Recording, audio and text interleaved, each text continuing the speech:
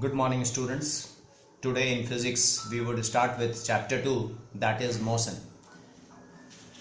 In today's video we would look at the concept of rest and motion and types of motion. So what is rest? A body is said to be at rest if it does not change its position with respect to a fixed point in its surrounding.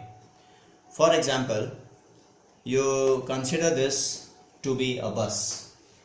If with respect to you are in your room and you are looking at this bus, with respect to you or relative to you, if the position of the bus is not changing, then we say that this bus is at rest. But relative to you, if the position of the bus is changing, then we can say that this bus is in motion.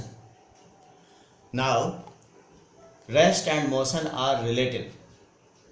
What it means is that an object can be in motion relative to one set of objects, but at rest relative to other set of objects.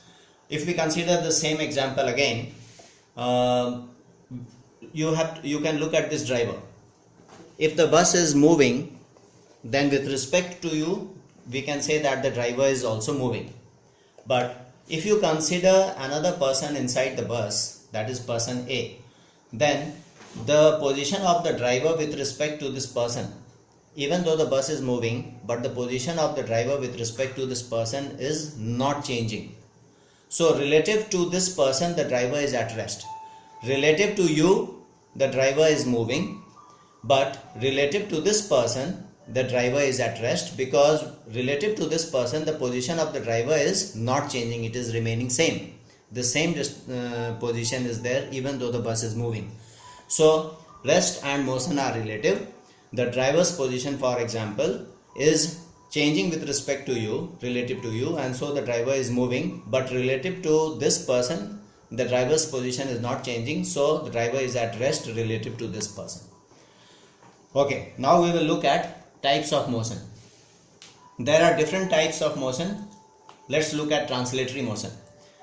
A body is said to have translatory motion if different parts of the body moves the same distance in same time. Like for example, if we consider this car, if it is traveling the same distance, the different part of the body moves the same distance in same time. So we say that the car is following a translatory motion. Now there are two types of translatory motion, rectilinear motion and curvilinear motion. If the car is traveling on a straight path like this, if it is traveling on a straight path, then it is called rectilinear motion. But if there is a curve and the car is taking a curved path, then it is called curvilinear motion. Let's move on to the next thing, that is rotatory motion. If an object moves so that the different parts of the object moves about a fixed axis, then it is called rotatory motion. For example, you consider this toy. Here this wheel is fixed about an axis over here. There is a rod here, there is a rod here, and this wheel is fixed about this rod and it rotates like this. So this is called rotatory motion. The parts of the body rotates about a fixed axis. Now, how is a rotatory motion different from translatory motion? In case of translatory motion, the different parts of the object moves the same distance in the same time. But in case of rotatory motion, if you look at this dot over here, this dot, when the wheel rotates, will travel this much distance, but this dot will travel a bigger distance. So the different parts of the object moves different distances in the same interval of time. So that is the difference between rotatory motion and translatory motion. Let's move on to circulatory motion.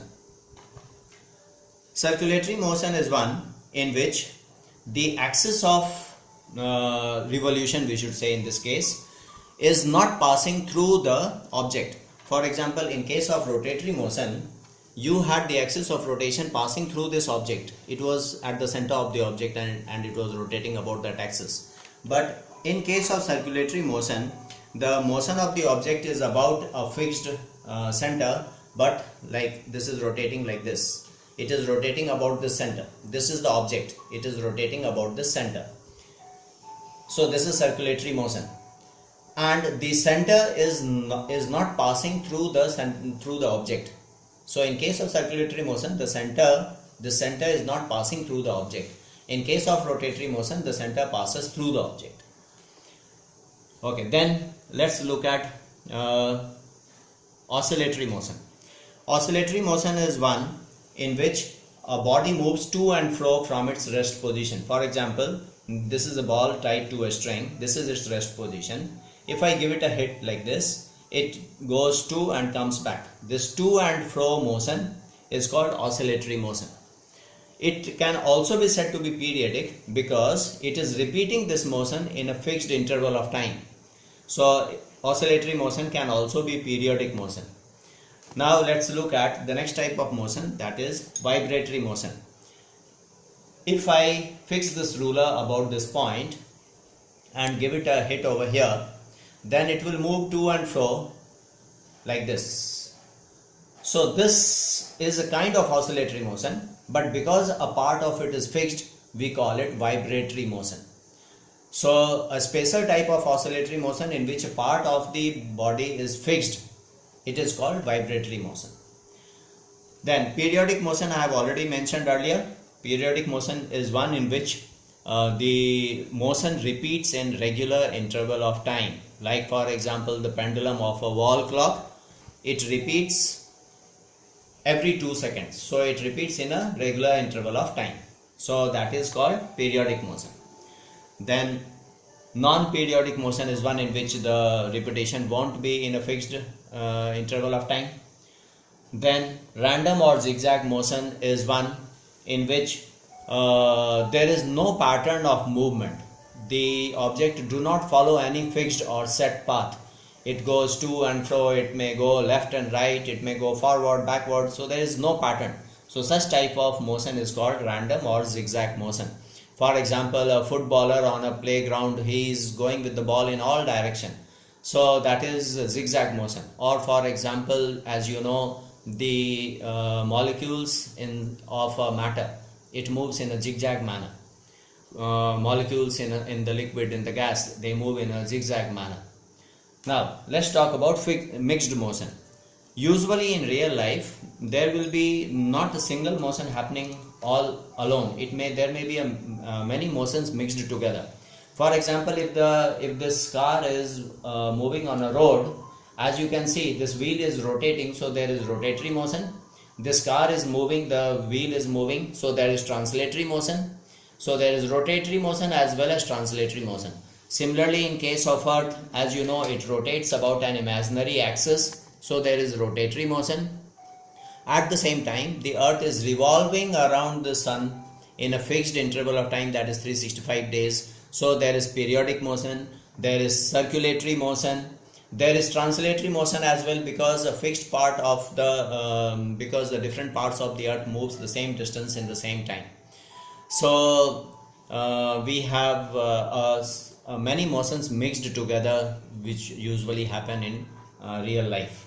So in the video today we have looked at the concept of rest and motion and different types of motion. Thank you.